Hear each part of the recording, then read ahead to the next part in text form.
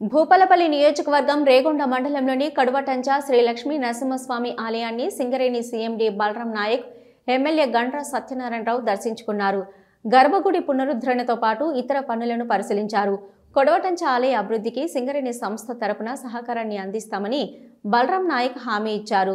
CSR నిధులను అందిస్తామని వెల్లడించారు. కొడవటంచ శ్రీ లక్ష్మీ నరసింహస్వామి ఆలయాన్ని సింగరేణి సీఎండీ బలరాం నాయక్, ఎమ్మెల్యే గండ్ర సత్యనారాయణరావు ఆదివారం సందర్శించారు.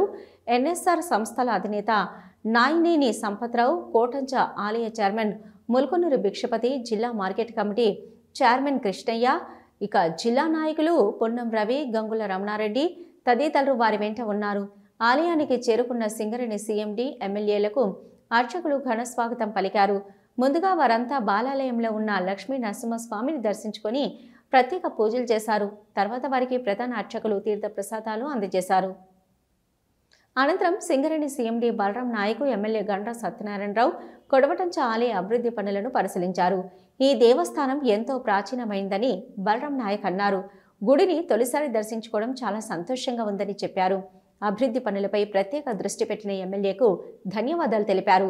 ఇందులో సింగరేణి కూడా భాగస్వామ్యం అవుతుందన్నారు.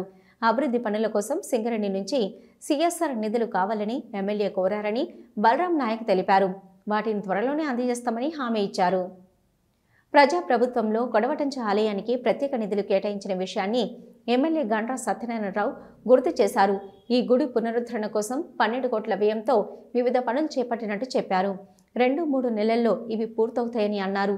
ఆలయ పునః ప్రారంభోత్సవానికి సీఎం రేవంత్ రెడ్డి ముఖ్య అతిథిగా హాజరవుతారని వెల్లడించారు. ప్రస్తుతం జరుగుతున్న అభివృద్ధి పనులతో కొడవటంచ ఆలయ రూపురేఖలు మారిపోనున్నాయి. భక్తులకు మరిన్ని మెరుగైన సౌకర్యాలు అందుబాటులోకి రానున్నాయి. లక్ష్మీ నరసింహస్వామి ఈ ప్రాంత ఆరాధ్య దైవుడు. వేల సంవత్సరాల నుంచి వెలిసినటువంటి ఆలయం. ఈ ప్రాంతంలో ఏ పంట పండించినా, ఏ మొక్కున్నా, ఏ వాహనం కొనుక్కున్నా ఈ ఆలయానికి వచ్చి వాహన పూజ చేసుకొని పంట పండించిన రైతు కూడా మొదలు ఆ పంట దేవుని పేరు మీద తీసిన తర్వాతనే వ్యవసాయం చేయడం, పంట పండియడం ఆనవాయితీగా జరుగుతుంది.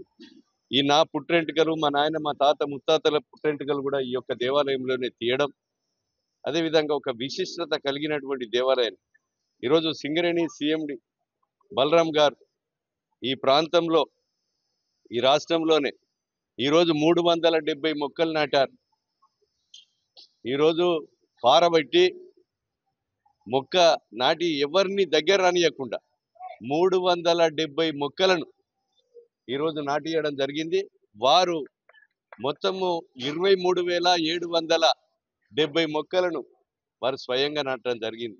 ఈరోజు నేను ఫైయింగ్ క్లేన్ కాడికి పోయి వారు నాటిన మొక్క కాడికి పోయి చూస్తే ఏటునాగరం జంగల్ కూడా ఆ రకంగా లేదు.